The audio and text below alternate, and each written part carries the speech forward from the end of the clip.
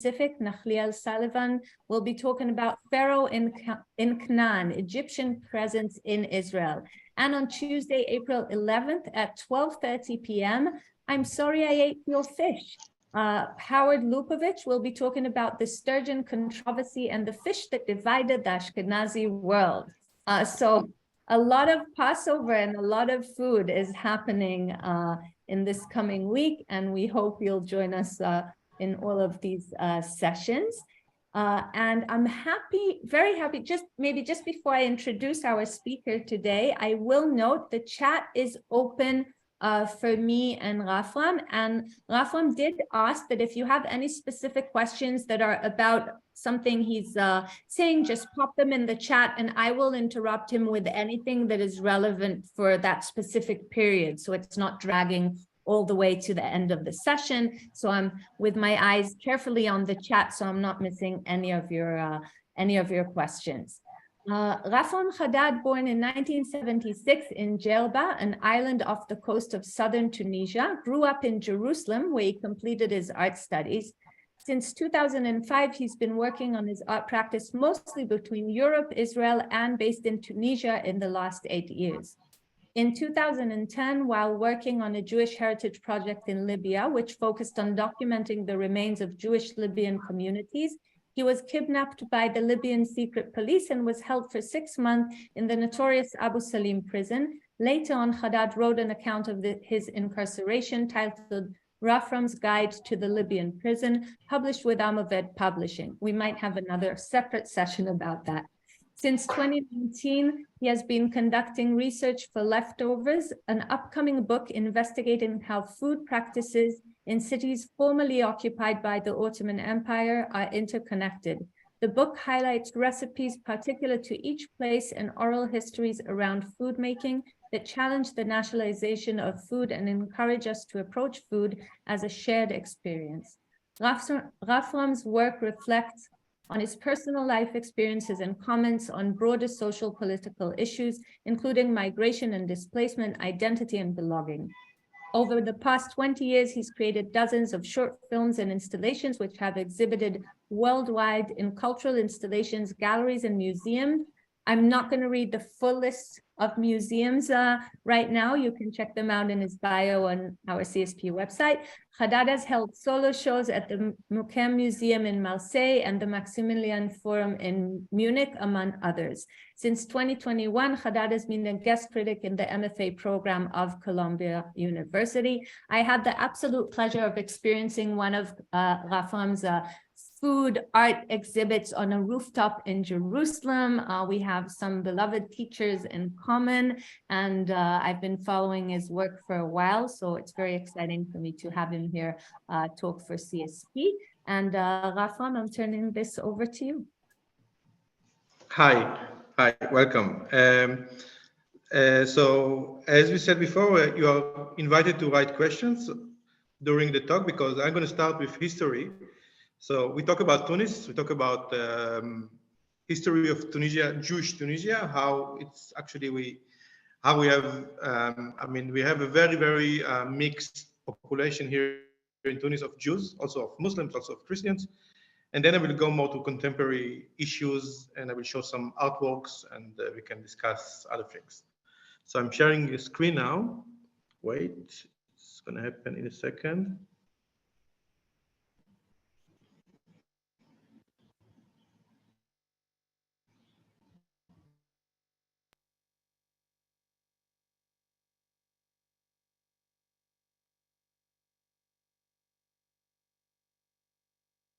Rafram, you're muted again, so just unmute yourself.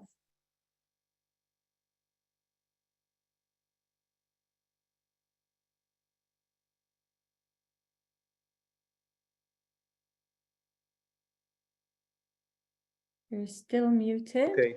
Thank you. Yeah, I had to get the invitation. So there we go.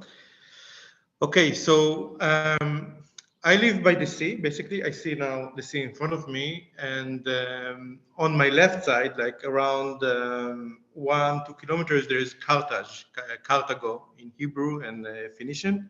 Cartaghe is a bit known, I know, because of Hannibal, because of the tactics. So when we talk about history, about the Roman Empire that used to be around, it's a 50 minutes flight from here, Rome, the capital of Italy today, and the empire. So the biggest war we talk about was between Rome and Carthage, these two big empires. And the Carthage took basically the west part of the Mediterranean. It was not divided like today of north and south, not Europe versus Africa, but it was Hannibal and Carthage were basically on the west side. So when Hannibal attacked the Romans, he came through Spain, and then from the Alps, he came with the elephants to Rome, basically. So Carthage is actually a few meters walking from my house. As you can see, this circular Punic port is the only thing that left today in Tunis. And there are already all Jewish settlements around Carthage. There's a place called Shalombo, a piece inside. It's very close to here. And they found also very old cemeteries from thousands of years ago of Jews around Gamar, which is close to Tophet, which is another area of Carthage. What's happening later is that after the first temple destruction in Jerusalem of Nebuchadnezzar, Babylon, there is a group of 5 families of high priests arriving to Djerba. They arrive first to Carthage.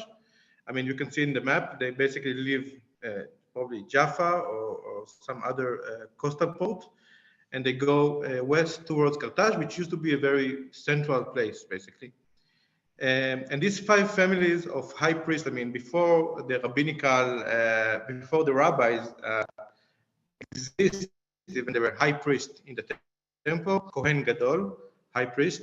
5 families during the first destruction, which we talk about 2,700 years ago, arriving to Carthage, and the Jews there are denying them, basically. They don't want them to come. Imagine a group of rabbis coming to a village.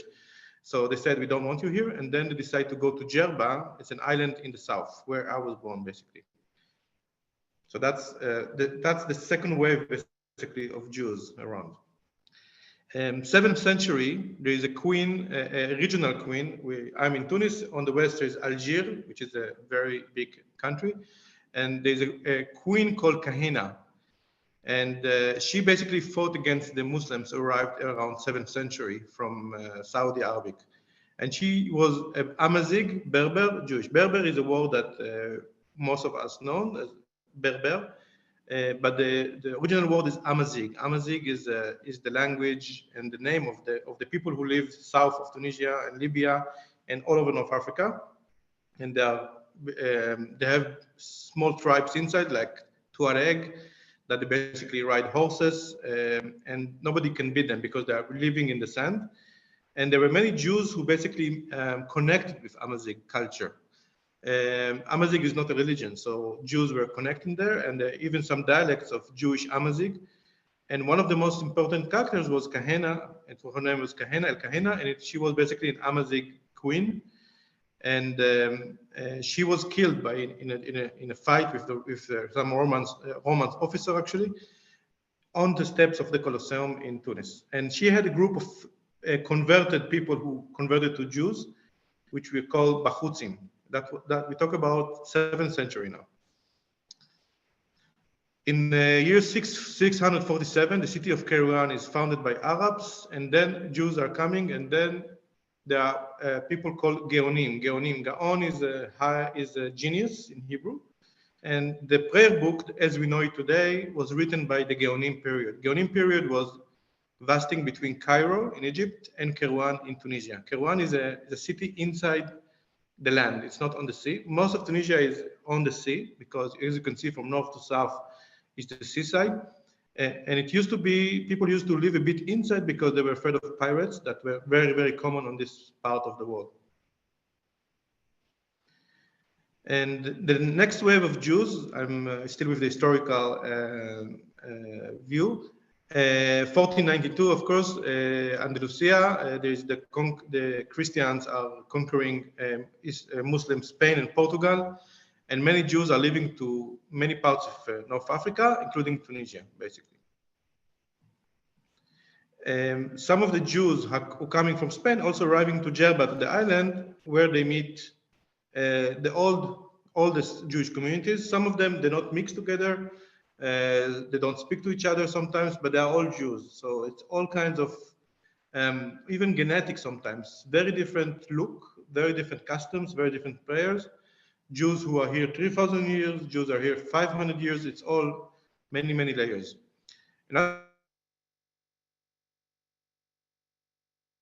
Rafram, Another wave, big wave is 17th century, Jews from Livorno. There was a persecution of local priests, and they moved to Tunis, and they started a community called Grana community, which is the Livorno community. They are all Italians. They are more secular than the one who already in Tunis, and they also push to modernism in all aspects of life. 19th, 20th century until today, there are Jews from Eastern Europe, including Poland, mostly Polish Jews, arriving to Tunis, and they stay around Sfax and Tunis, a few of them in Djerba. Tunis is the only Arab country who had German occupation, a direct one, because of the location of it.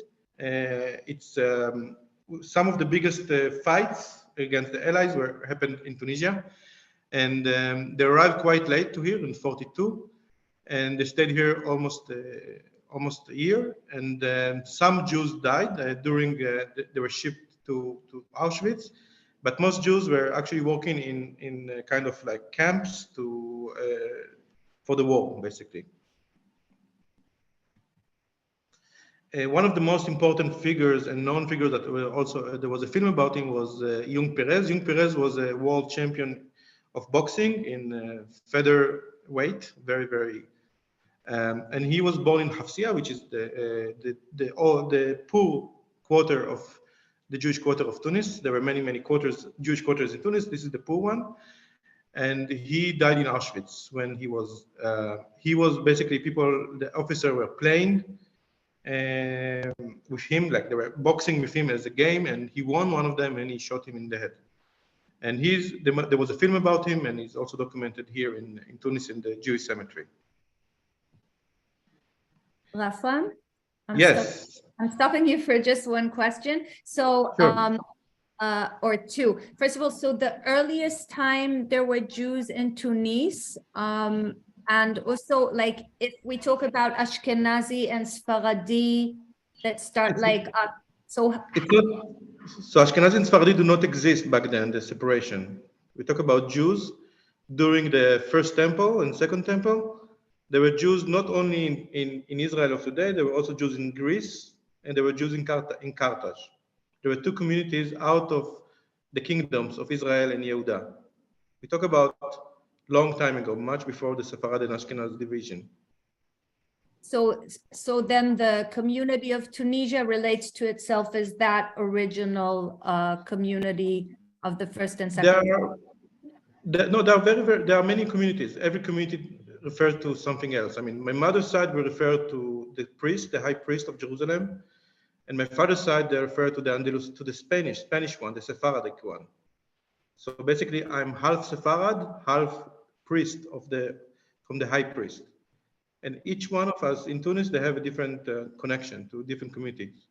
There are many Ashkenaz Jews here, like from here, like Polish, and they refer to the Polish Jews, basically. Okay, thank you. There's a second question, or? No, I think that covered both parts. Great. So I'm showing you a very interesting poster. It's connected to Rommel's gold. Rommel was the officer, the Nazi officer that came from Libya part to Tunis. They tried to close on the Allies from the south, and they came to Djerba, to the island where my family from, and they asked for 40 kilos of gold to spare the Jews' life. And I gave interview to this. There was a film about Rommel's gold, the mystery of Rommel's gold, because my grandfather was the head of community in the south, in Djerba, and he was the one who asked to bring 40 kilos of gold. He managed to give 27 kilos, and in the end, they spared the people's life. And there was a documentary about where the gold disappeared, basically. I gave the interview, so that's why I'm showing this, basically. There were very interesting stories about Muslims who were hiding Jews from the Nazis.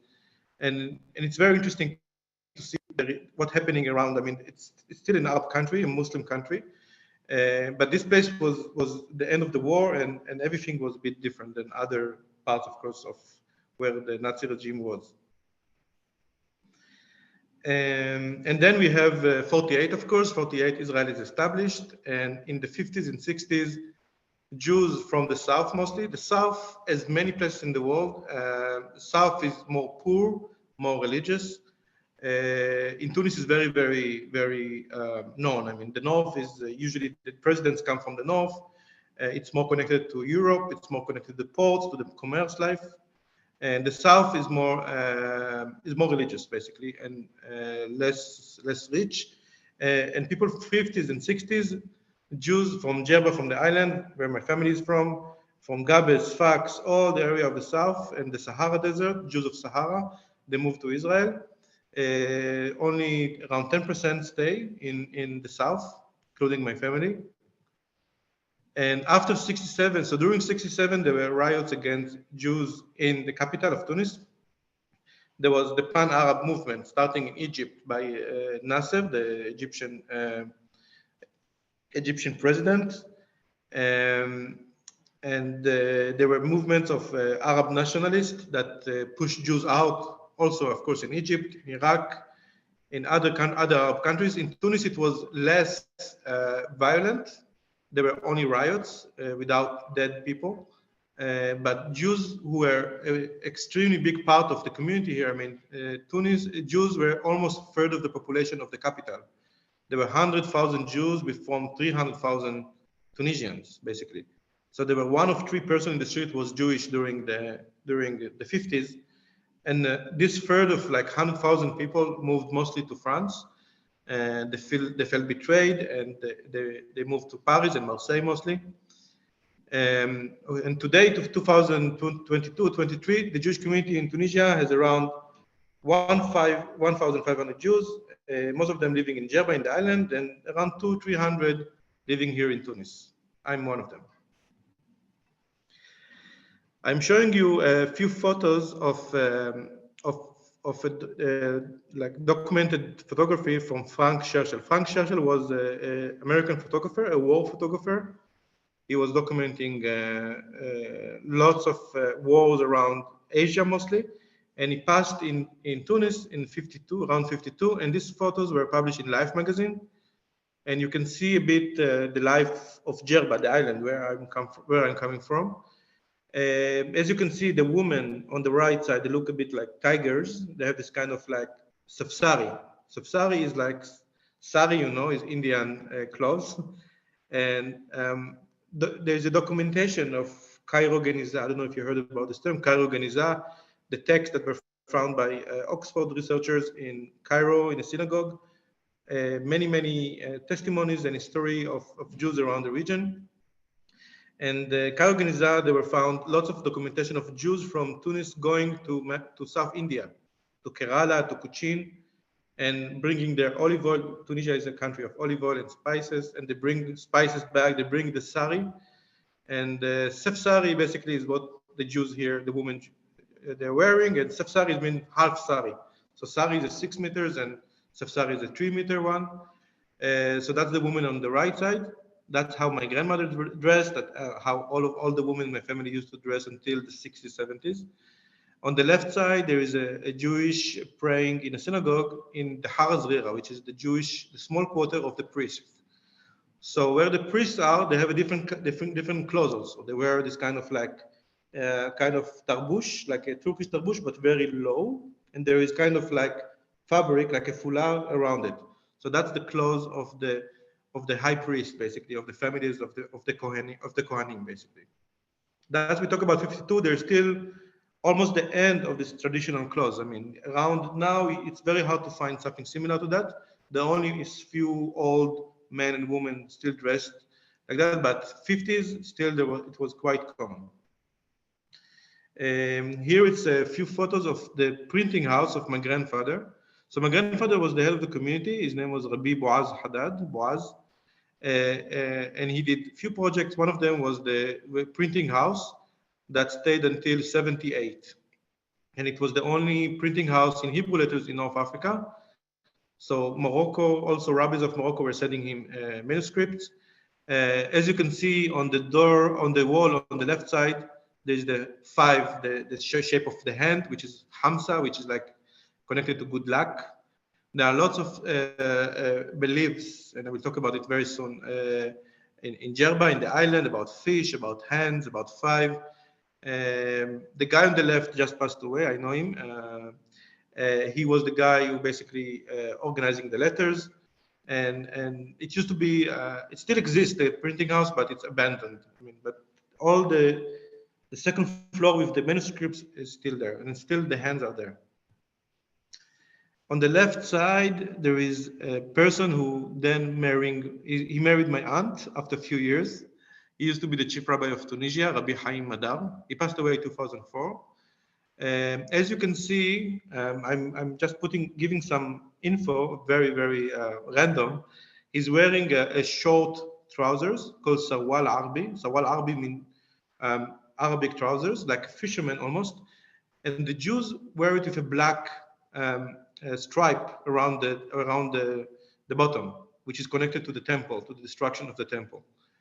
On the right side, it's the blessing of the Kohanim in one of the synagogues in Djerba. And here it's a very historical photo, because when the Italian Jews came to Tunis 17th century, around 300 years ago, they had a different Beit Din, which is like the court. The rabbinical court was different, because they had different customs and different arguments. So it was divided. The chief rabbi of Tunisia, which was a Tunisian, the chief rabbi of Tunisia was Italian. And and they never talked to each other. They always had a fight. But this is one of the only photos of 2 chief rabbis together. And later there was only one. It was unified. The kind of the rabbinical court was unified after this photo. This photo was taken in the 32, a bit before the Nazis arrived. On the right is the Italian guy. On the left is the Tunisian, Kara and Gez, 2 rabbis. Pay attention that the Italian one is dressed as Tunisian, of course. They're already like 300 years in the city, and they're already wearing, of course, the clothes that are typical to Tunis. This is a very interesting photo. This is connected to research I'm doing. So mezuzah, you know mezuzah, the cloth. The cloth is the leather, basically coming from that is basically we write on it a text that is protecting for the house. Mezuzah is basically a word in Hebrew, but also comes from Arabic. Zuz is 2. Mezuzah means 2 parts of the door. And when you enter the house, you need to have a protection, and you kiss it and you go inside. And in modern times, we have mezuzah inside kind of a box, kind of like an aluminium or gold or stone or wood. And in the old times, they used to have a hole in the wall, basically. They used to put the hole inside and then put the mezuzah inside. This is part of how architecture was, basically, that this kind of like holy things were part of the house and not exterior to the house. I'll show it in different examples soon. This is the Jewish cemetery of Tunis, of the capital, called Bourgel. There are few layers of Jews there. There are the celebrities Jews, there are the musicians, they were completely secular. There are the communist Jews. The communist Jews asked not to bury there, basically, because they were against religion, of course. They were buried by the wall. And then when they all died, the community took them back. And they're very angry somewhere. You have the Italians part, you have all kinds of parts in this Jewish cemetery. The cemetery originally was in the center of town, and then it was moved because they built the train system, the metro system of Tunis in the 30s, and most of it were moved to this part. This is part of the tombs that moved from the center. You see, they are all flat. They just moved the casket, the boxes, and only the first layer of marble. And there are many sculptures. This one look a bit like Yoda, baby Yoda, but it's not. Many sculptures around the Italian part, which is like keeping the style. This is the synagogue in Marseilles. Marseilles is one of the most bourgeois, beautiful areas of Tunis. It's on the sea, on a cliff on the sea. And this synagogue, I couldn't take a photo inside because it's only opens once a year. It's belongs to a private family, and you can see from the windows. You can see the sea from the windows, basically. It's beautifully designed, like almost like a Torah place, and this is very typical. The colors and the blue and the white. And this is a synagogue in the south.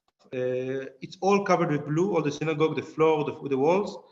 And as you can see, like the mezuzah part, it's interesting. The books are basically inside. It's like, so it's basically, if you look from the side, you don't see anything. So the books are part of the wall, and that's very interesting, architecturally wise.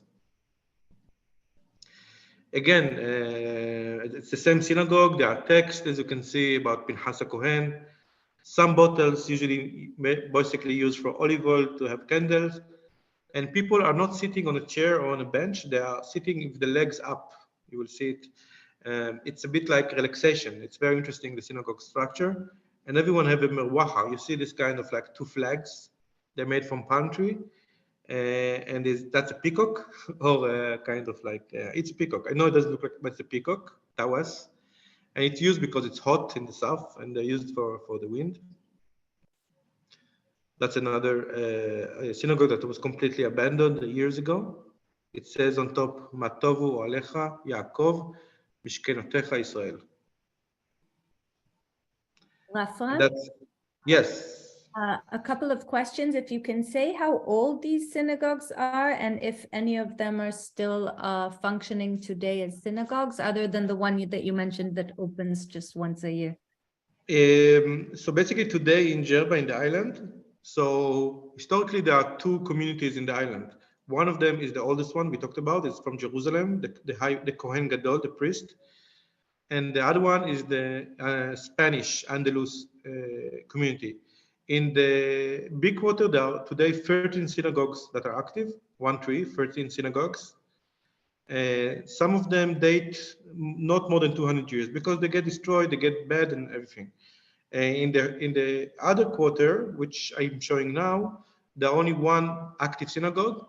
And there's another synagogue, which is the oldest in the world. It's more than almost 2,700 years synagogue. But this one was renovated more and more. I will show it now. It's called Al-Griba, and Al-Griba is a very, it's now a touristic synagogue. I mean, only tourists go there to visit. And only on Saturday morning, there is a prayer, like symbolic prayer of 10 people. But it's a very, it's beautiful synagogue. It's giant. And people actually, when they go there, they remove their shoes when they go in. Because the old custom of synagogues used to be like in the temple that you remove your shoes. And like in a mosque, basically. Islam come a bit after, of course, Judaism, but people used to remove their shoes. So I will show you the synagogue now. But this kind of synagogue, for example, that I'm showing now is around 250 years. And some synagogues are medieval, some not. Some were renovated, of course, because they were in use. And Al-Griba is the oldest one, but it's very, very renovated. You will see it. This is not in use, as you can see. Sorry, there were other questions. Should I refer to? No, I think that was the main one. That was covering. Okay. So that's an old synagogue. I document many of the synagogues. I go inside from the windows because they're not always keys. It's always quite hard. And I go inside and I document what's left, at least.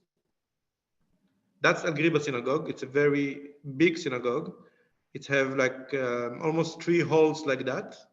And it's mostly many people contribute money to the synagogue. They build new lamps, they remake the walls, the tiles, everything. And that's a very it's one of the most biggest attractions of tourism basically in Tunisia, the Al-Griba synagogue.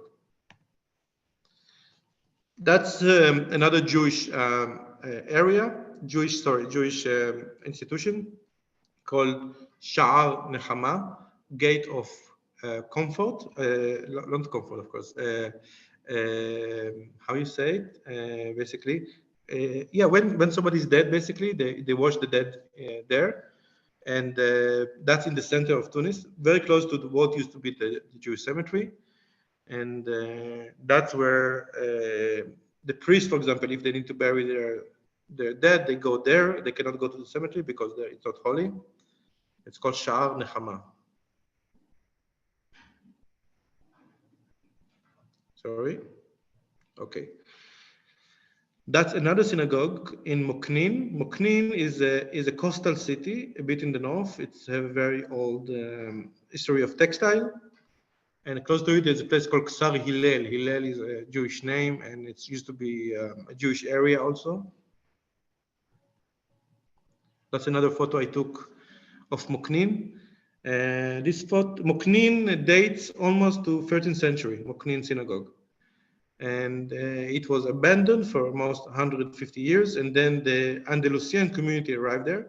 And it became an Andalusian, they did you can see the motives of the columns is more Andalusian. So it's a synagogue that was old, then a bit renovated 15th century, and then now it's basically abandoned in Moknin. Again, that's Moknin. It's around 2 hours from the capital. That's a plaque of marble that I also did the work on it. It's in the Jewish cemetery of Bizerte. Bizerte is a city in the north of Tunisia, a bit west. It's the only place, it's the northwest point of Africa. The tip of Africa is there. Where the French, when they left after the independent war in '58 in Tunis, they refused to leave Bizerte. They wanted it as a strategical point. And so the only war that happened in Tunisia was between Tunis and France on this city. And it's actually one of the only wars in history that Jews fought against Jews. There were Tunisian Jews in the army and French Jews in the army, and it was a very fast war. It was a few days. And in the cemetery there, I found this plaque which said, Ashir varash nifgashu, asa kulam Hashem, which means a rich and poor have met, all made by God. And I really like this kind of thing. And I also did a replica with gold and blue of this kind of sign on marble. That's Djerba already. You can see it's around this photo from the 70s. And then I'm basically moving around to my walks a bit. As you can see, there's the menorah sign. There's a fish, big, quite fat fish on the left, and in the middle there is a hand, 5 fingers holding a thread with 5 fish. So the fish is a very important symbol in the south. Also, if you go back to the Bible, the Torah, you have Joseph, Ben Porat, Yosef Ben Porat, Ale Ain. Ale Ain, which means it's connected to the eye, and later in the history, Joseph was connected to fish and to good luck, and all of this basically mostly in the south. In the capital doesn't exist, but in the south, I'm talking about the south. I'm talking about 9 hours drive from here, or flight. It's quite far. In the south, the symbolic fish is very important for keeping against evil eye.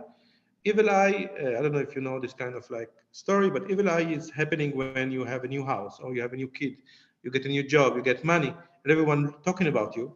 So this kind of thing, this is evil eye. You need to protection. So when you have a new house, the Jews paint this kind of painting outside of the house. It's a hand with 5 fish to protect the house. It's a double protection. It's a hand and fish, 5 fingers, 5 fish.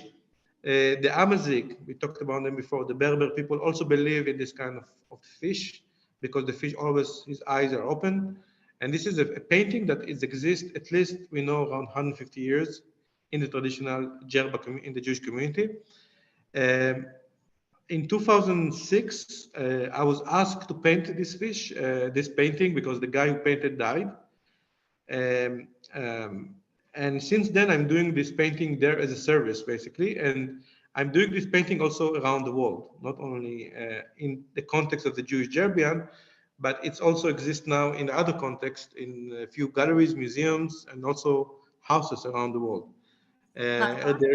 Yes. Stopping you for a few questions, okay? Yes. One question just about going back to the synagogues is, was there any, are there women's section in those synagogues, or is it separated differently for what we know synagogues to be? There are no women parts in the south, no. But today in Al Ghriba, in the oldest one, they have a woman part. But even today in the Djerba community, the active one, there is no woman part, only in the north. Okay, thank you. In the north they are Orthodox, they are not Reform or Conservative, but they have interesting, almost conservative and Reform norms about women here. So during Kippur, for example, part of the prayer is done families together in Lagulet, which is very, very unique to the Orthodox communities in the north. So this kind of like habits connected to communities and how they grew up basically and how they change. So originally, since women didn't go to the synagogue, there weren't in the south still. In the south, it's very, very religious and it's very chauvinist, and you cannot, the woman cannot, there's no place for them there. And I'm skipping forward to the question about this painting. When you say you're painting it as a service, is that because Jews in Tunisia in their homes want this painted at the entrance and the painter died, so you became the painter? Yes, yes, yes. And it's very interesting. It's a service, which means it's like painting a wall, basically. It's not like an artwork. It's more like as a service. And I get paid for that, very like $10 almost. It's a very, very simple service that I do. And since 2011, because I practice art, a curator in Leipzig in Germany asked me to do this painting on the gallery, outside of the gallery. And I asked him to cook fish for me in return, not to give me money. And since then, it's developed into more than 150 around the world. I mean, it exists in many, many locations, a few galleries, a few museums, houses. I'll show a bit of this. This is actually my parents, my father and my mother. My father is from the Andalus community from 15th century. My mother is from the Kohanim, from the priest group, which is like almost 3,000 years in Tunisia, in the island. This is one of the only marriage between these two communities.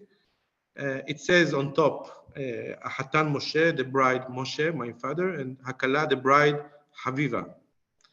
And on the right and the left, it's not in color, but it's blue hand with 5 fish, as you can see. That's before I was exist, I mean, technically. And that's a painting in Northern Ireland, close to Belfast, where they did Game of Thrones. I was in an artist residency there around 2013, I think. And I became friends with a few fishermen on the Antrim coast. One of them was a sculptor, Raymond. And 11 fishermen asked this painting to do it on their homes. And in return, they all cooked fish for me. They were all fishermen. So if you drive north from Belfast to London, to Derry, on the north of Northern Ireland, you can see Jewish fish paintings on Christian houses from south to north, basically. There's another question here about the 5, which I think you mentioned as being a sign of luck because of the 5 of the hand. There was also a menorah with only 5 candles in the previous previous. Yes. Okay. 5 is a very 5 is a motive that's coming back all the time. 5 all the time. Khamsa Khmis, we say. Khamsa is 5. Khamsa Khmis, double 5. Everywhere there can be 5. It's a hand menorah or something like that. We put 5. And are these stencils, or do you draw them freehand? I draw it freehand. It's my hand. I'm leftist. I'm left-handed, so I draw it. It's my hand on the right, and then I make fish. It depends how big the fish they give me, but it's the same, almost the same size. Actually, I have one on Friday. I have another fish painting on Friday here in Tunis, in a farm. I do it very fast. I'm very good in that already. There's one in Boston, one in 2 in New York. There's Mexico City one. There is one in Colombia. There are a few. It's interesting. That's a piece, an artwork that was exhibited in Mucem. Mucem is a museum in Marseille. And it's interesting work because my parents are in Jerusalem. We moved to Jerusalem when I was a kid, and I came back here 8 years ago. We talked about it in the beginning. And every time I go back to Jerusalem, my mother asks for me fish from here because she grew up here. She left when she was 26. So I take fish, I freeze them, and then I bring the fish with me in a suitcase. And it's always raising questions in the airport because they pass them through the X-ray from the Röntgen. And these fish are nice, but usually the fish look much less nicer. They are small and they're angry, and usually they get scared. And this work was done in the museum, which used to be where we lived from Tunis to Israel. We passed in Marseille in this kind of place where it later became a museum. So it was a very interesting spot to show it. And one of the works was a series called The Fish Smuggler, which is basically a series of X-rays with fish in a suitcase, as you can see. I put 5 because of the symbolic, but they're very simple fish. It's like sea bass, but usually the fish are more interesting. Another work, so I have a few works I'm going to show you, a bit connected to food, a bit connected to craft, to family, to traditions. This dish, it looks very burnt. It's black. It's called keila. It's a very interesting taste. It's hard to compare it to anything actually that we know. It's lots of spinach, around 3 kilos of spinach or silk, which is like beet leaves, cooked in olive oil for hours with dill and coriander, and then it become black. The iron make it black, and then it's cooked with meat and beans, or with couscous, served with couscous, or served with fish sometimes, depends on the family. And this is one of the dishes that are very hard to make. I mean, my mother, when I was a kid, she used to take lots of spinach, she used to wash them, she used to dry them all over the house on sheets. It looked like a big mess. She worked almost 2 days of producing this kind of black paste that was very, very hard. And we always say that this kind of food that we eat at home, couscous and all the stuff, time consuming, and one of the biggest purposes of that, except being tasty, also to keep our mothers at the kitchen.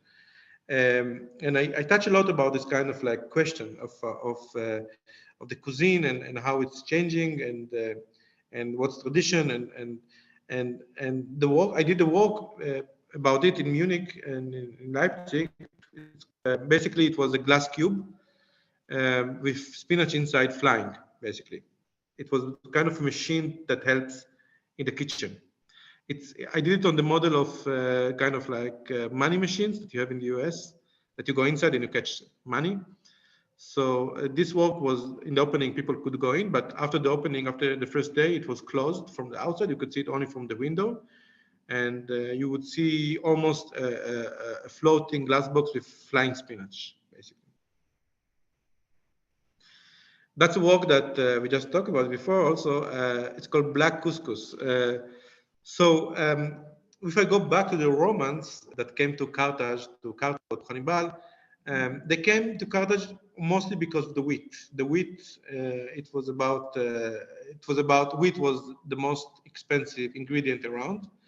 And Tunis used to be, Carthage used to be the place for the wheat, the durum wheat, which today is made for pasta mostly, hard wheat, almost no gluten. And that's why Romans came here. And then Tunis became the barn of Italy, we say. There's a place called Porto Farina, where the port of the farina, of the flour, used to go from here north to Rome. And what happened in around the 50s in Tunis, so the diet of Tunisians, mostly from the south, mostly from the more primitive, where you don't have lots of exportation, you have mostly people eating the local, what grows, that's what they eat. So the diet is mostly couscous, of course, that's made from semolina of wheat, that's couscous. It's puffed semolina, basically steamed semolina, and bread, of course, very important bread. Bread in Tunisia is the cheapest one in the world. Tunisia is not the cheapest country, but bread is the cheapest thing in the world. Because if the price of the bread will rise even in nothing, there will be a riot here, the country will be on fire. Bread is the cheapest one in the world, and they have very good bread here. And it costs 200 francs, which means around 4 cents for a baguette. It's really nothing. It's a joke. And it's impossible to raise the price of the bread here. So bread is very important. Pasta is very important here. It's the second country in the world that eat pasta. There are 100 types of pasta. So basically, from a diet that based on wheat, in the 50s, they started to import other types of wheat, mostly from Eastern Europe, that have better resistance, that can grow 3 times a year, not once a year. And this wheat was full of sugar, and barley production was stopped. Barley was very important also in the diet. And what happened, that massive number of people from the south mostly that had this kind of diet for thousands of years had started to have many diseases, including mostly diabetes. Diabetes was it was the biggest problem of Tunisia. It's still one of the biggest problems of Tunisia because of this kind of like very rooted families and tribes that only had this basically. And my grandparents, that are from the priest, they passed away in the beginning of the 50s. I never met them. They died very, very early. My mother, her brothers and sisters, they're all like insulin. And this work is talking.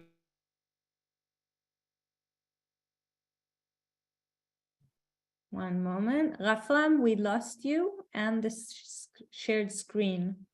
Can you hear me? Hello? Okay, we'll give Rafram a moment to reconnect. Rafram, if you need something, text me so I can help you or find a way to get back online.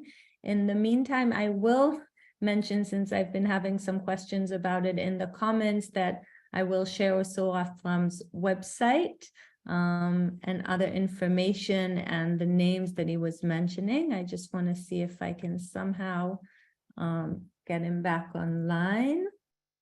Moment, let me do this. Let's try like this. Thank you everyone for your patience. We will figure this out in a moment. One moment.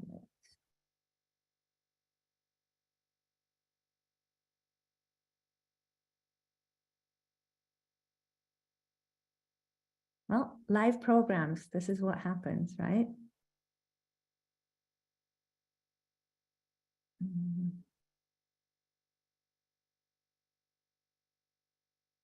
Okay. Hopefully this is going to work. In the meantime,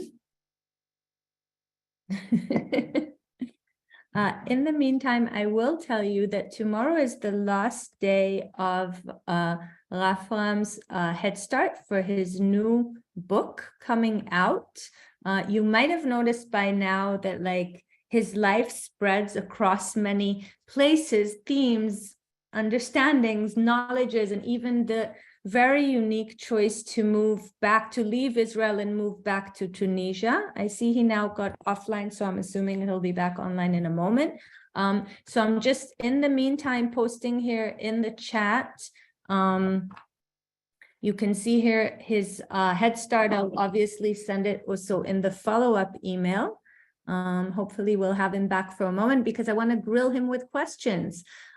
Which I'm assuming many of you want to do. It's rare to meet a person that has like it can be endless and very fascinating. And I'll just also note that the last photo that you saw was actually a rooftop in Jerusalem. That was the artwork that I was able to take part in and visit since it was in Jerusalem. The circular part you saw on the roof was actually wheat that he planted over there, and the other circular spaces each contained a different type of food. Oh, Rafram, you're back. Yay. I shared your head start in the meantime. I was Sorry. How long was it? I was speaking. It was a few good minutes. But I was speaking so much. Well, oh my God. Yeah, so maybe try reshare. Okay, I'm resharing now, but wait, I'm going to go to this. Wait, find again. I'm sorry, it's going to take me 1 minute to find the presentation. How are you as a multitasker? Can I ask you questions? What? No. Yeah, you can.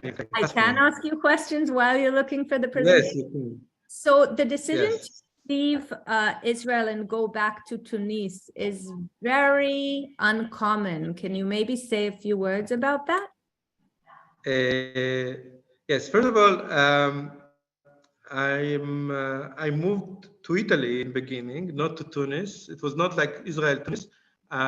It was then I lived in Germany. I was in Libyan prison. It was a long before I came to Tunis. And yeah, it looks a bit political, of course, because the idea of basically Jews in an Arab country with this conflict that we have today of Jews and Arabs, it's very, except all cookies. Oh my God, how many cookies they have?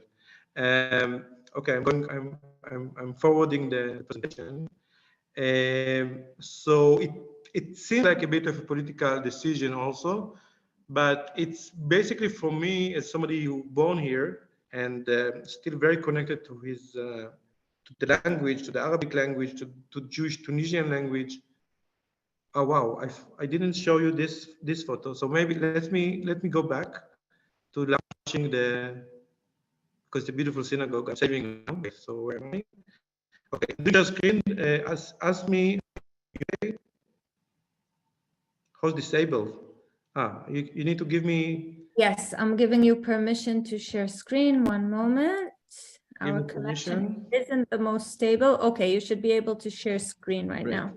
And then I come back to great. Okay, sharing and send me again. Now, okay.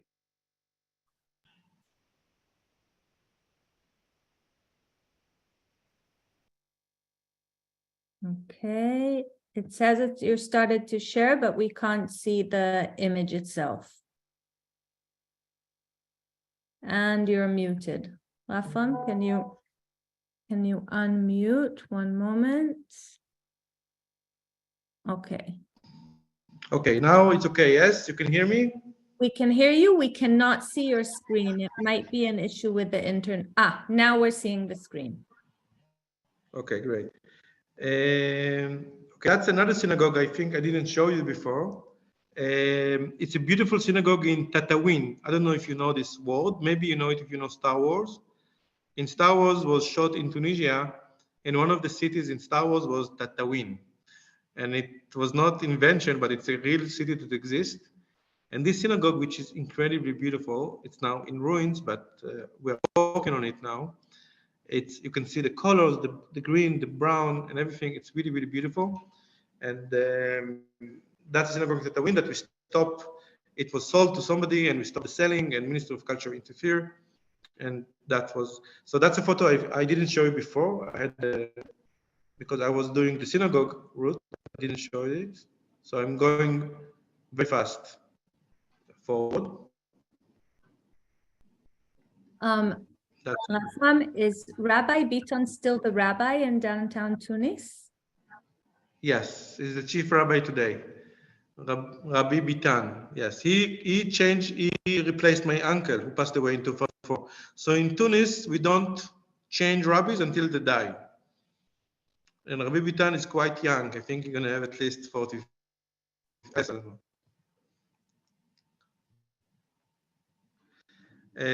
That's another piece I was doing. So as you can see, it's a big door, very big door. And can you go one? Rafram, can you go one slide back? Yeah. Because you. Yes, that's a slide back. And just say a few words about this work. Okay, d'accord.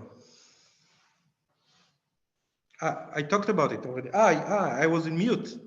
Yes, okay, of course.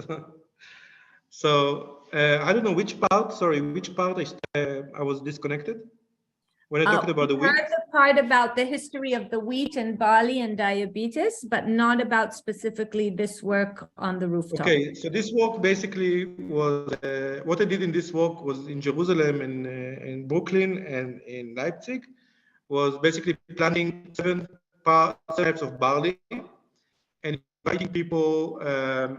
It took us 3 months to have all this operation going to the roof with cranes and lots of soil.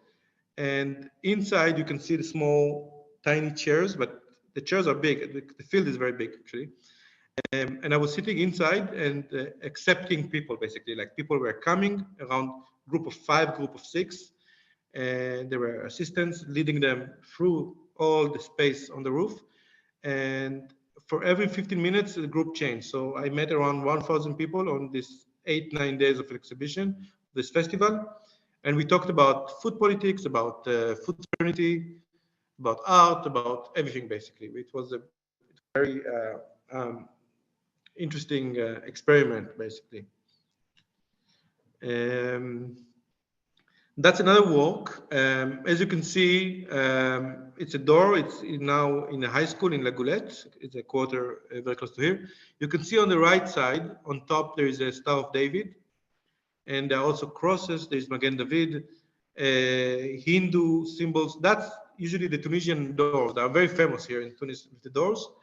And the question of these doors, I mean, in the last years, they start to produce them in China. There are no Jewish symbols anymore. It's very, very flat. And I remember I was driving with a taxi driver. He told me that one day the extremists will burn this kind of doors because they have so many religions on them. And I did a piece called Bab Mahouk. Bab Mahouk in Tunisi, in Arabic, it's a burned door. And what I did, I changed all the nails in the door to blue safety matches, basically. So this piece was in Dusseldorf, in the Kunst in Dusseldorf. I changed for every nail, I traced and I just put a blue safety match. And in the end, it looked like that, basically. So there was the door on the left. On the right side, there was the original door. Musicians who played a song called Bab Darek. Bab Darek is the door of your house. Was sang by a Jewish musician called Louisa Tunisia in the 20s. And the song is also about what's behind the door. I mean, it's not. I mean, the question of house, and it's very important in this context of Jewish Tunisian, what is your home? And this kind of danger, and also, is it safe? And this was all part of this walk, basically. I wanted people to burn it, but nobody burned it. It was in Germany, so they're more careful today with burning stuff. That's another walk I did connected to, it's a video piece that was projected on a wall in Tunis, connected to musicians. That's a lot of actions I did, not in galleries or museums, but mostly in the public space in Tunis. Because in Tunis, like in other Arab countries, there is no Jewish presence, as you know. I mean, since the 40s almost, there's almost no Jewish presence. And it was important for me because I was accepted quite good in Tunis in the cultural scene to do kind of like public space work. So that was projected on a wall of one of the biggest musicians of Tunis that was also Jew, Asher Mizrahi. He died in 1967. It was a very symbolic year. Of course, most Jews left in 1967. And I did a projection on his wall of one of his songs, basically. And that was run, the projection behind his wall, behind the market. It was around one of the holidays, Muslim holidays with the lamps. That's another walk that was done in a synagogue in Kef. Kef is a city. The Beatles arrived to Kef also. It's a very famous for jazz festival, for music festivals. It's in the border of Alger. And the synagogue is abandoned. I asked a friend of mine, a Jewish musician, to sing, to pray there, basically, to pray in his house, and I projected it inside, and people outside could actually listen to the prayer from outside of the synagogue. And then some of them thought, Yes.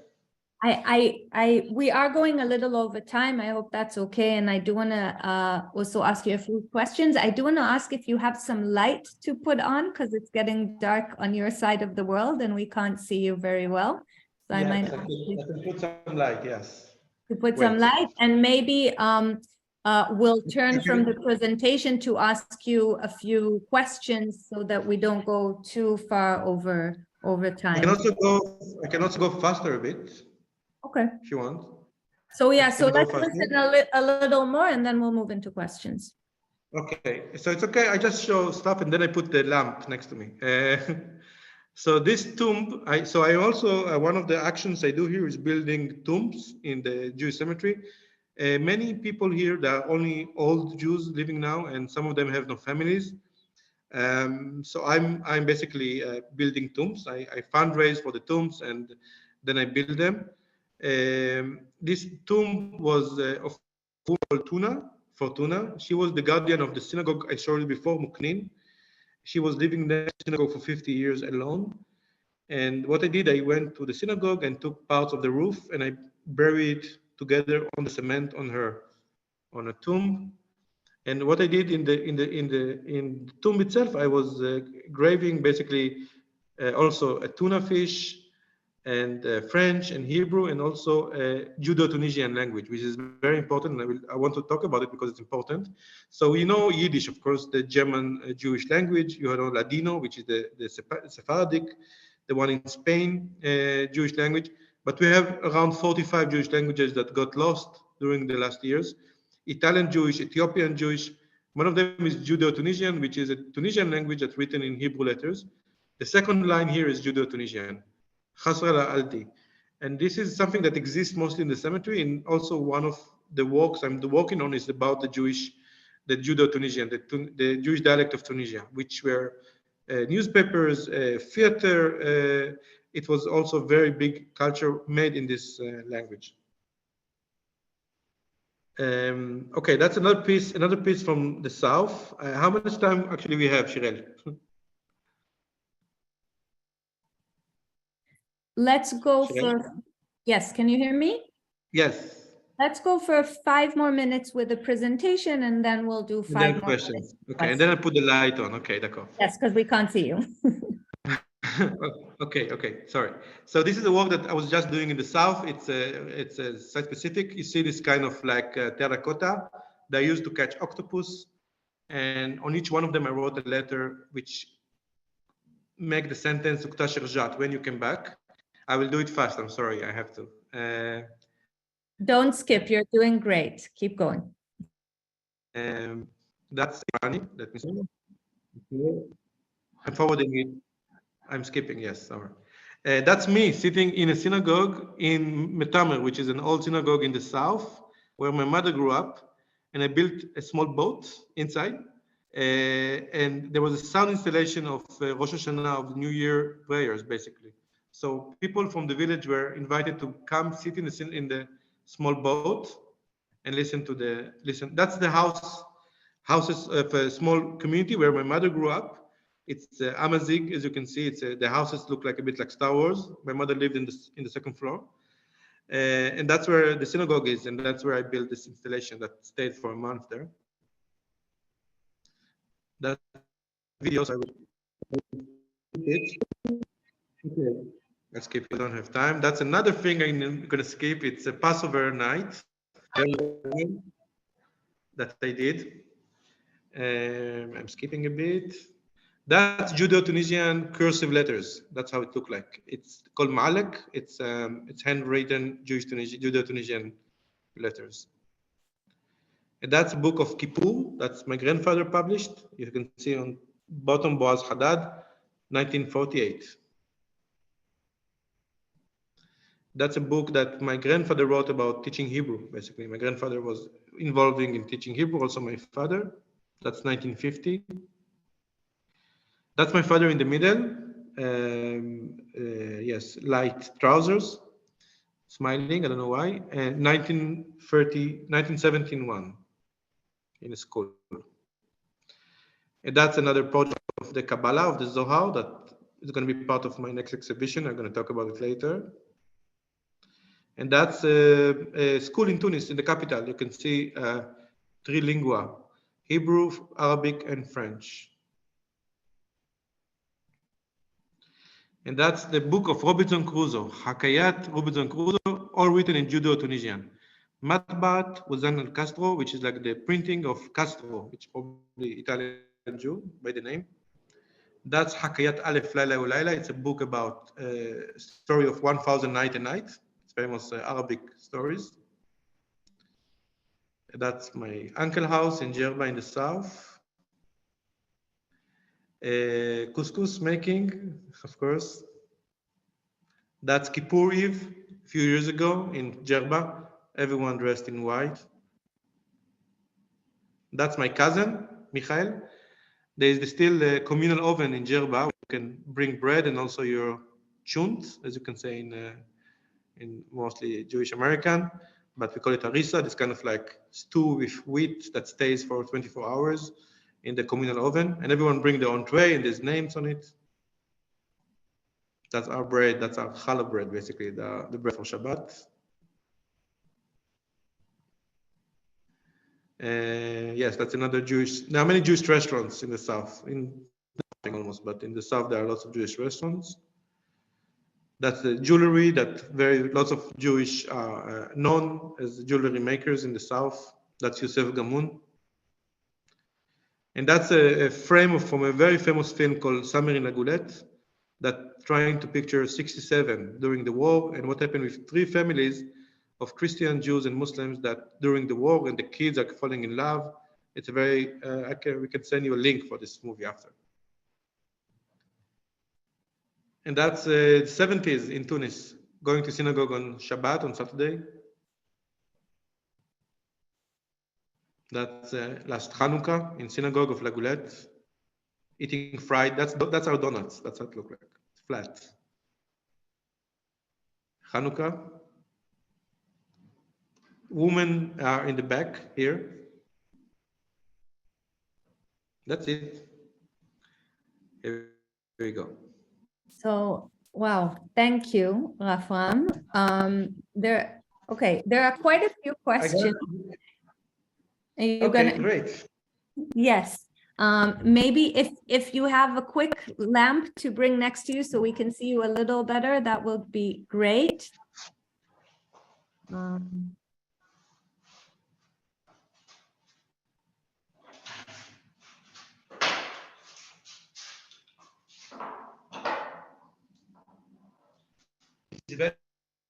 Yes, I think. Yes, a little better. Now it looks scary. I don't know. A little, but we know you now, so it's okay.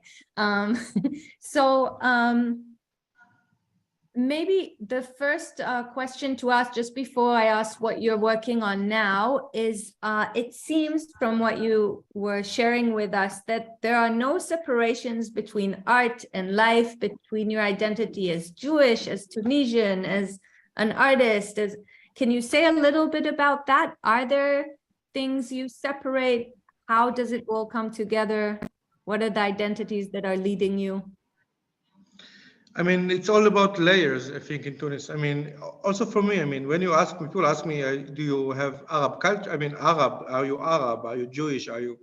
It's all about layers. I mean, you can say there's a layer of Arabic. All of us have a layer of Arabic because this is the language we speak.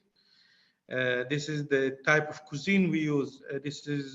And of course, we are Jews and we are Tunisians and we are Africans and we are Mediterraneans. So it's all about layers. And when I'm trying to work on new piece, like for example, I work on a big show for the summer now, it's all basically coming like basically I'm trying to capture kind of a second or a moment in my family life or in my life and trying to expand it with my tools basically. So it's all about life, yes. I think that art is, when you make art, it's a fragment of yourself, of who you are. And if you go pure enough inside, you can reach some kind of universal truth, basically. When you are very, very personal, you become very, very universal. And that's what I'm also the years in Tunis which are very, very different from my life in Israel, in Germany, or in New York. It's very, very different. The lifestyle, everything here is very, very personal. I walk in the streets. I have stories in my head, dreams in my head. It's a very, still after 8 years, it's still very interesting and weird and refreshing and old and new. Thank you. Can you say a few words about the new book that you're working on? Because it brings together quite a few different things. So there are a few books. First of all, there's the Libya book coming out about Libya. It's coming in Apartamento Publishing House. It's going to be in English in a few months. There's a food book that is translated. Yeah, it's been translated now as we speak. And there is the food book that you mentioned in the beginning that is in preparation for years. And there's an artist book that I'm crowdfunding it. It's finishing in actually 1 day and a half. It's a book that is basically summarizing all the art activities in the last 7-8 years. It's kind of a mascot book. There's also drawing inside. There's kind of like sketch inside. And it's summarizing, also talking about artworks, about life, about stories. There are 2 important texts inside of a curator. And the book will be launched during the exhibition. I have a big show here in the summer, in the end of the summer, August 31 of 2 months, in the biggest space in Tunis, which is very important because to be a Jewish artist in the Arab world is something very not common, with normalization, with boycotting. And I managed to get this. It was not easy in the last years, but and the exhibition is all about new pieces, new works connected to this. And the book will be launched during the exhibition, basically the first night of the exhibition. If you plan to come to Mediterranean, so come here in August 31. Rafram, is this the first time a Jewish artist is exhibiting in Tunisia, in like the contemporary? In contemporary art, yes, in the Arab world also, yeah. And how do you feel accepted there in terms of relations with the Muslims? And so I'm accepted. It's going to be a backslash probably there's going to be something, but I'm accepted. It's like the biggest space. They're very strong. They're very powerful here, and they already started to promote it with their social media. So I think it's going to be okay. Also, I was born here, so I mean, there is not much people can speak to me about. I mean, people who will try to make some riots or something, but it's going to be okay probably.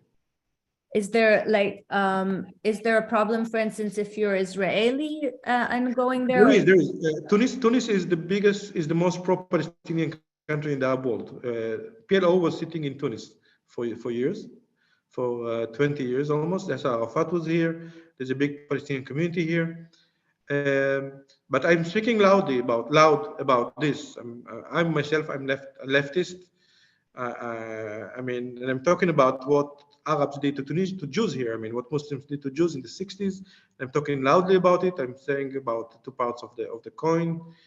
And I'm very loud about, I think Jews should be part of the Arab world, like Jews are part of the Western world. It's the same thing.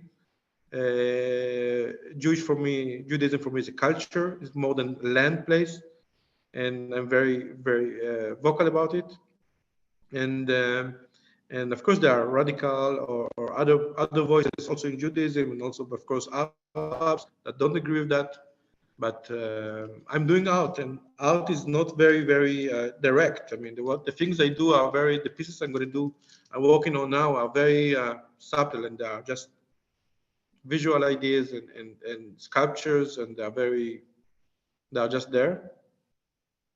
And we're going to do some discussions about it, including the book, including creator talk, artist talk. So it's going to be probably going to have some waves around it. Another question more in the direction of the synagogues.